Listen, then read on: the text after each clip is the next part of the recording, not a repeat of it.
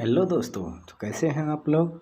मैं Shams Riza Shams study hub पर स्वागत करता हूं आपका। दोस्तों, मैं आज क्लास 9th भाग 1 का हिस्ट्री लेकर आया हूं।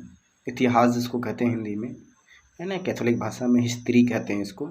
तो याद रहे दोस्तों, आज हम लोग बात करेंगे हिस्ट्री के बारे में। तो सबसे पहले दोस्तों मैं बता दूं कि कुछ हिस्ट्री के बारे में जान लेते हैं। हिस्ट्री क्या है ना दोस्तों। तो पहले क्या जान लेते हैं हम लोग, हिस्ट्री के बारे में जान लेते हैं कि हिस्ट्री है क्या, इसके पिता कौन है ना। इसमें क्लास 9th में कुल इसके कितने चैप्टर पढ़ने हैं हम लोगों को, कितने क्वेश्चन आंसर करना है चैप्टर का। तो दोस्तों सबसे पहले बता दूं कि मैं 8 चैप्टर पढ़ना है हमको इसमें हिस्ट्री में। क्लास 9th में 8 चैप्टर पढ़ना है और क्लास 10th में दोस्तों हम लोग को पढ़ना है पूरा 5 चैप्टर। क्या पढ़ना है दोस्तों, पूरा 5 चैप्टर पढ़ना है ना। तो दोस्तों याद रहे, तो हम लोग बात कर रहे हैं हिस्ट्री की। क्या किससे बात कर रहे हैं दोस्तों, हिस्ट्री की। तो इतिहास का पिता जो है दोस्तों, वो किसको माना जाता है, तो वो है हीरोडोटस, है ना। हेरोडोटस जो है दोस्तों, वो इतिहास का पिता है। क्या है दोस्तों, इतिहास का पिता है, इतिहास के जनक हैं, है ना। तो दोस्तों इसी तरह अब सवाल आता है कि माफ़ी चाहता हूँ, इतिहास क्या है। सवाल आ रहा है इतिहास क्या है। मैं एक वीडियो पहले भी लेक्चर दिया था, इस पर थोड़ी सी बात की थी मैंने। तो देखिए, इति जोर हास, इति जोर हास, इति और हास से मिलकर बना है इतिहास। इति जोर हास से मिलकर बना है इतिहास। इतिहास कोई कहानी नहीं है दोस्तों, इतिहास कोई घटना नहीं है, इतिहास कोई कहानी नहीं है, इतिहास कोई घटना नहीं, ये कहानी नहीं है। तो देखिए, इति का मतलब होता है दोस्त ऐसा अवश्य ही, हास मतलब था घटित होना, जो घटना हमारे साथ घटा है वही इतिहास है दोस्तों, वही इतिहास है। देखिए, इतिहास को ग्रीस के लोग जो थे, है ना, ग्रीस के लोग जो थे वो क्या कहते थे, इतिहास को हिस्ट्री कहते थे। हिस्ट्री हिस्ट्री कहते थे, यानी हिस्टोरी शब्द में पुकारते थे, जिनका मतलब होता है बुनना। क्या होता है, बुनना। जैसे स्वेटर बुना जाता है और सब चीज़ बुना जाता है, तो उसे क्या कहते थे, हिस्ट्री कहते थे। हिस्ट्री का मतलब होता है दोस्तों बुनना। इसी तरह हम लोग भी एक डिफिनेशन देते हैं, इतिहास किसे कहते हैं। इतिहास क्या है वो तो हो गया, इतिहास किसे कहते हैं। इतिहास के अंतर्गत अब तक की घटित घटनाओं, है ना दोस्तों, याद रहेगा, उससे संबंध रखने वाले, उससे संबंध रखने वाली घटनाओं का, हाँ, काल कर्मानुसार वर्णन होता है, उसे इतिहास कहते हैं। इसी तरह दोस्तों, या तो देख लीजिएगा, मानव जाति की विशिष्ट घटनाओं का नाम ही इतिहास है। मानव जाति से घटित विशिष्ट घटनाओं का नाम ही क्या है, इतिहास है। या प्राचीन से नवीनतम की ओर आने वाली मानव जाति के संबंधित घटनाओं का वर्णन इतिहास कहलाता है। बस ये कुछ बातें थी दोस्तों, इतिहास के बारे में जानना बहुत ज़रूरी था। तो हम लोग अपने बढ़ते हैं चैप्टर के साथ क्वेश्चन की ओर, है ना। चैप्टर है हम लोग का भौगोलिक खोज। क्या है दोस्तों, चैप्टर क्या है हम लोग का, सबसे पहला चैप्टर है दोस्तों 9th का भौगोलिक खोज। क्या है, भौगोलिक खोज। तो इसी तरह बढ़ते हैं हम लोग, भौगोलिक खोज से समझ गए होंगे, भूगोल का खोज, पृथ्वी का खोज, है ना, कैसे कैसे हुआ, क्या हुआ। तो आगे बढ़ते हैं दोस्तों हम लोग। तो दोस्तों सबसे पहला क्वेश्चन है हम लोग का, देखने को नाम आ रहा है यहाँ पर दोस्तों, ध्यान से देखिए, एकदम देखिए, ये आ रहा वास्को डी गामा। क्या, वास्को डी गामा कहाँ के यात्री थे। तो दोस्तों बता दूं कि वास्को डी गामा जो थे वो पुर्तगाल के यात्री थे, और वो एक नाविक थे। क्या थे दोस्तों, वो एक नाविक थे, जो कि क्या होता है, उत्तर अरब होते हुए भारत में आया था। कहाँ से आया था, साहसी नाविक थे वो वास्को डी गामा, जो आया था पुर्तगाल से उत्तम आशा अंतरिप्त होते हुए भारत में आया था।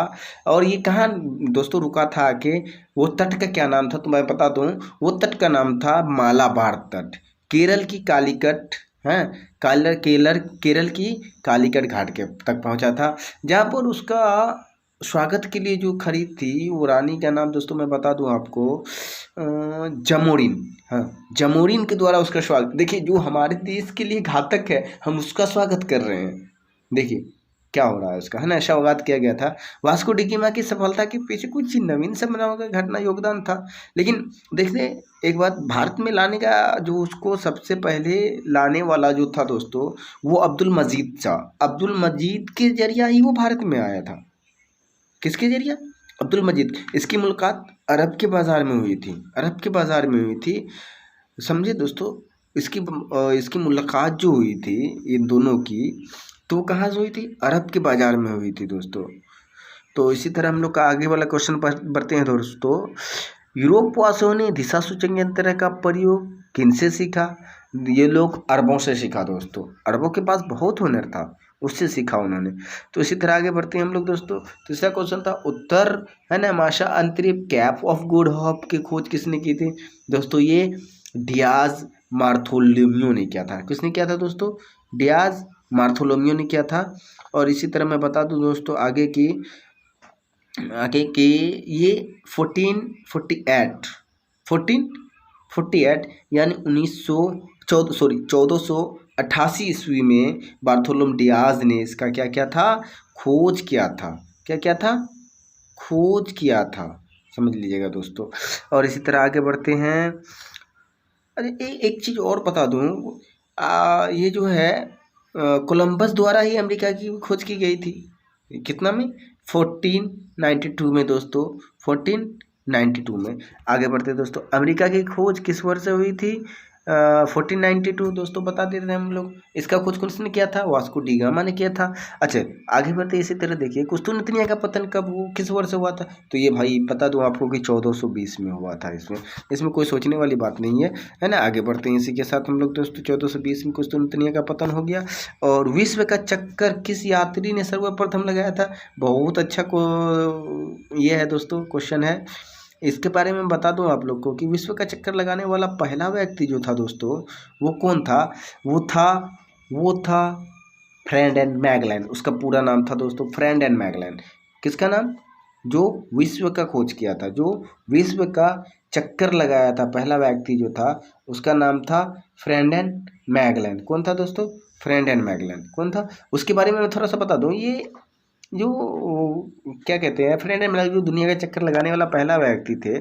और क्या उन्होंने दुनिया के सबसे बड़े समंदर का अपना नाम दिया? नहीं दोस्तों, ये कहा जाता है, कई किताबों में मैंने सुना, कई जगह सुना था कि, लेकिन उन्होंने नहीं दिया था। ऐसा नहीं है कि, हालांकि इस बात से इनकार नहीं किया जा सकता है कि 1480 में जन्मे फ्रेंड एंड मैगलन पहले यूरोपियन थे जिन्होंने प्रशांत महासागर पार किया था।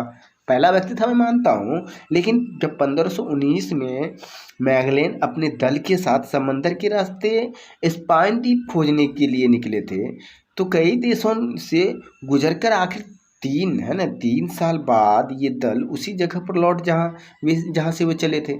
और दोस्तों याद रहे, वो जब स्पेन से चले थे उसके साथ 270 लोग चले थे और कई सारे नाव थे, कई सारे सोल्जर्स थे, है ना। और उसके साथ कितना 217 लोग थे, है ना। लेकिन जब उस दौरान उसका यात्रा ख़त्म हुआ, उसकी यात्रा ख़त्म हुई, तो वो पूरे क्या कहते हैं, पूरे 3 साल वो पानी रहे, पानी में ही रहे। 18 लोग जीवित वापस लौटे थे दोस्तों। 270 लोग चले, 18 लोग मात्र वापस लौटे। और ये 1521 में पुनः अपनी स्थान पर पधार गए जहाँ से वो चले थे। तो इसी तरह दोस्तों ये था फ्रेंड एंड मैगलन का, ये था विश्व का चक्कर लगाने का बात। आगे बढ़ते हैं, सही और गलत आता। भारत के मूल निवासियों को रेड इंडियन कहा जाता है। ये बात 110% सही है दोस्तों। आगे बढ़ते हैं हम लोग। उत्तमाशा अंतरिक्ष की खोज ने भारत तक पहुंचने का मार्ग प्रशस्त किया। बिल्कुल सही है दोस्तों, बिल्कुल सही है। कैप ऑफ गुड के नाम से भी उसको जाना जाता है। भारत अंटार्कटिक महासागर के पूर्व तट पर स्थित है। बिल्कुल गलत है दोस्तों, बिल्कुल गलत है। और मार्को पोलो ने भारत की खोज की, ये भी बिल्कुल गलत है क्योंकि वास्को डी गामा ने की थी। और जेरूसलम वर्तमान इजराइल में है, एकदम सही बात है दोस्तों। और लिस्बन दास व्यापार का बहुत बड़ा केंद्र था, एकदम सही बात है दोस्तों। आगे चलते 7वां क्वेश्चन है, अमेरिकी ने नई दुनिया की विस्तार से खोज की। बिल्कुल सही दोस्तों है, अमेरिकू ने। ओके बात, आगे बढ़ते हैं दोस्तों। इसी तरह हमारा अति लघुत्तरीय प्रश्न आता है, भारत आने में किस भारतीय व्यापारी ने वास्को डी गामा की मदद की थी? अभी बताया है दोस्तों, अब्दुल मजीद ने की थी। इसी तरह न्यूफालैंड का पता किसने लगाया था? सर जॉन वेसाडिंगटन ने न्यूफालैंड का पता लगाया था। और इसी तरह मेरे दोस्तों को होता है, यूरोपियों द्वारा निर्मित तेज चलने वाले जहाज को क्या कहा जाता था? केरावल कहा जाता था दोस्तों, केरावल कहा जाता था। क्या कहा जाता था दोस्तों? याद रहे, क्या कहा जाता था उसे? केरावल कहा जाता था। और इसी तरह दोस्तों मैं उसके बारे में थोड़ा सा बता ही दूँ तो बेहतर रहेगा। दोस्तों ये जो केरावल है, केरावल सबसे हल्का जहाज़ था जो कि पानी में डूबने की इसकी संभावना बिल्कुल भी नहीं थी दोस्तों। क्या नहीं थी? बिल्कुल भी नहीं थे, ये पानी में नहीं डूब, और सबसे माना जाता सबसे हल्का जहाज़ था उस दौर का, और सबसे महंगा भी दोस्तों, सबसे हल्का भी था और महंगा भी था। इसी तरह चौथा क्वेश्चन है दोस्तों, मैं बता दूं थोड़ा सा केरावल के बारे में दोस्तों। ये जो एस्ट्रोबोल है ना, एस्ट्रोबोल समुद्री के यात्री थे, उन्हीं के क्या कहते हैं, उन्हीं के जोड़ शोर पर बना था ये। मैं बता दूं 1400 जब 88 में पुर्तगाली के बार्थोलोमेव ने सफ़र शुरू करने का ये किया था, तो उसी समय इस चीज़ का क्या था, निर्माण किया गया था, इसको जहाज को बनाया गया था। आगे बढ़ते हैं दोस्तों इसी के साथ। तो नंबर 4 क्वेश्चन था, दक्षिणी अफ्रीका का दक्षिणतम बिंदु कौन सा स्थल है? दक्षिणी अफ्रीका का दक्षिणतम बिंदु तमाशा अंतरिक्ष है, जिसे कैप ऑफ गुड होप भी कहा जाता है। 11वीं 12वीं शताब्दी में ईसाई एवं मुसलमानों के बीच धर्म युद्ध क्यों हुआ था दोस्तों? 11वीं 12वीं शताब्दी में जेरूसलम के अधिकार के मुद्दे को लेकर धर्म युद्ध हुआ था। इसी तरह चलते हैं दोस्तों, 1453 ईस्वी कुस्तुनतन पर किसने आधिपत्य किया था? वो था दोस्तों तुर्की ने किया था। किसने किया था? तुर्की ने किया था। पुर्तगाल एवं स्पेन किस महासागर के पास स्थित है? तो दोस्तों बता दूं, पुर्तगाल एवं स्पेन अटलांटिक महासागर के पास स्थित है। इस तरह आगे बढ़ते हैं लघु उत्तरीय प्रश्न में दोस्तों। यूरोप में मध्यकाल के अंधकार का युग क्यों कहा जाता है? मध्यकालीन यूरोप के अंधकार का युग इसलिए कहा जाता है कि काल संबंधी परिवर्तन का काल था। दोस्तों इसका स्क्रीनशॉट ले लीजिए आप। भौगोलिक खोज को वैज्ञानिक उपकरणों का क्या योगदान था? बहुत बड़ा योगदान था दोस्तों, आप पढ़ सकते हैं इस योगदान को। आगे बढ़ते हैं, भौगोलिक खोज के व्यापार वाणिज्य किस प्रकार का प्रभाव डाला है, नहीं ये भी देख सकते हैं दोस्तों। आगे बढ़ते हैं, इसी तरह स्क्रीनशॉट ले लीजिए दोस्तों इसका। चलिए आगे बढ़ते हैं। दीर्घ उत्तरीय प्रश्न आ गया दोस्तों, इसको देख सकते हैं आप लोग। चलिए भौगोलिक खोज का क्या तात्पर्य है? इसमें से किस प्रकार विश्व की दूरियां घटाई जा सकती है दोस्तों, इसका स्क्रीनशॉट ले लीजिए। इसी तरह दूसरा क्वेश्चन, मतलब भौगोलिक खोज के कारण व्याख्या के उत्तर भौगोलिक खोज के निम्नलिखित कारण थे, इसका भी ले लीजिए दोस्तों। निम्नलिखित कारण थे उसके, इसका ले लीजिए दोस्तों। चलिए इसका भी ले लीजिए दोस्तों। चलिए भौगोलिक खोजकर्ता के परिणामों का वर्णन करें, इनमें से विश्व के क्या प्रभाव पड़ता है, इसको भी देखिए दोस्तों, बहुत अच्छा से लिखा गया है, ये चीज़ बहुत सारा प्रभाव पड़ता है। तो दोस्तों इसी के साथ हम लोगों का हुआ समाप्त। मिलते हैं फिर नेक्स्ट चैप्टर के साथ नेक्स्ट वीडियो में, तब तक के लिए गुड बाय, टेक केयर।